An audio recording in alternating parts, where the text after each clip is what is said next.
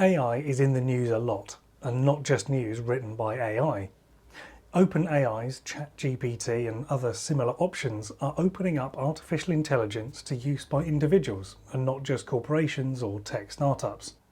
It's definitely tempting to use a tool that can, well, for example, write your marketing content for you. But how does it do that?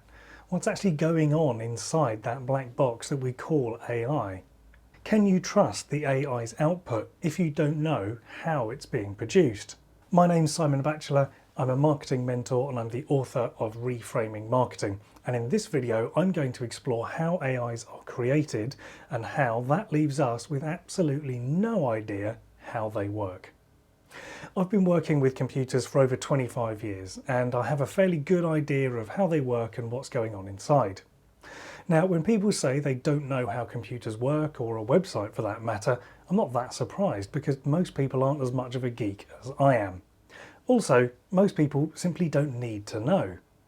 So when I read that we, meaning fellow geeks or tech journalists, say that we don't really know how AI works, I was a bit confused. Is it really that technical, or is it just sufficiently complex to put off even the geekiest of geeks? I found an explanation and lots of other insights in Mo Gawdat's book Scary Smart. I think it's a must read for anybody who's using AI or perhaps feeling like it might take their job one day. And spoiler alert, it will. In the book, Mo explains why we don't really know how AI works and how the answer to this is actually fairly simple. So in case my usually less geeky fans and followers out there don't know how AI works, I'd like to share Mo's concept with my own spin on top. For context, this video is meant to be a high-level simplification of how building AI works. I'm fully aware that the actual process of this is far more complicated, but then that's why you're watching this video, because you want the high-level summary. So you might be sitting there thinking, isn't AI just a really big computer? Well, in a way, yes, but let's start with the difference between the computers we use and the AI computers that we're being told about every day. To illustrate, let's consider a simple problem. How do you tell the difference between a number 3 and a number 8? For us humans, we learn as children that the shapes of these numbers are different and the different shapes have different meanings. For computers, the difference is not a shape, but code.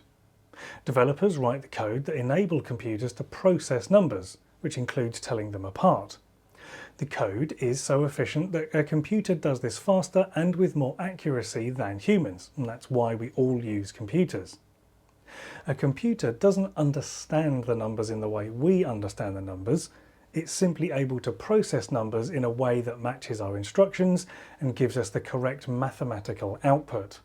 If we really want to know how that computer solved that calculation, we can simply look at the code and follow the steps. AI is different. The code within an AI was not written by a human. The code is created by the AI itself. So how does an AI make an AI? Well, a developer building an AI doesn't actually write the finished code. They start with the idea of what they want to achieve, they provide a known input, and they have an idea of the output that they're expecting. So they have a way of testing what that output should or shouldn't be. Let's go back to that 3 and 8 example. If we want to train an AI to tell the difference between a 3 and an 8, we could simply give it the code that we know already works. That's easy, but what if we wanted it to be able to tell the difference in the same way a human can, by seeing the numbers and recognizing their different shapes? That would need some more advanced code that can analyze and then process visual patterns. At this point, the developer could start coding in a traditional way, or they could use software robots, which they call a bot, in order to do that for them. The developer builds 2 bots, a builder bot and a tester bot. The builder bot assembles the code, varying it slightly each time to produce a different iteration. In this way, the builder bot can create millions of variations of the same code at the same time. This is something that would take humans months or even years to do.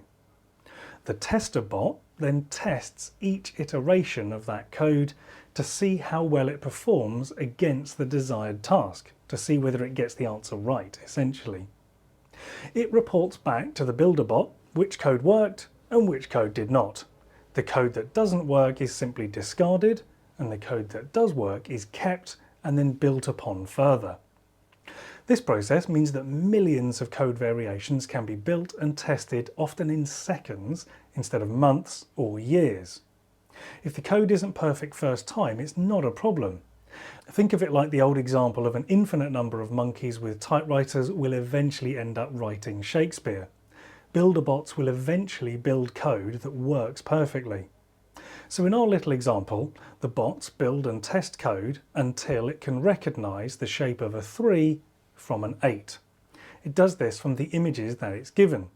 Now this sounds like it shouldn't work, but it actually does remarkably well. So you end up with code that works, but exactly what that code does and how it does it, even the developer doesn't know.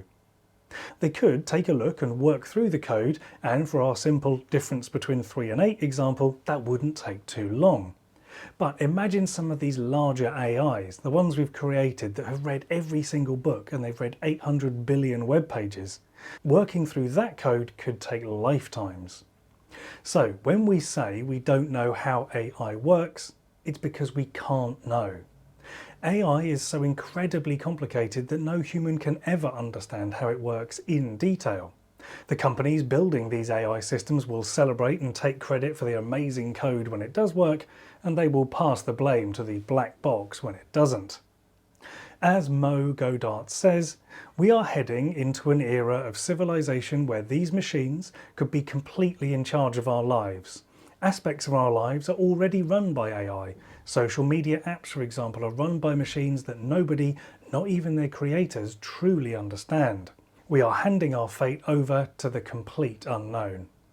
Now, this might sound a bit worrying when you're thinking about using AI, but like any tool, you just need to know how to use it and understand its limitations. After all, what sits between the process of generating the content and posting the content is you. It's an exciting time and a time of great change.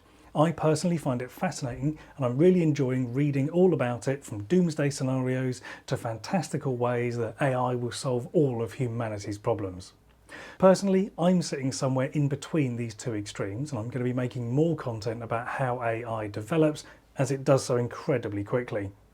If you want to keep up to date with the content that I'm going to create, then either subscribe to this channel, or you can read more of the content I've created at simonbatchelor.co.uk.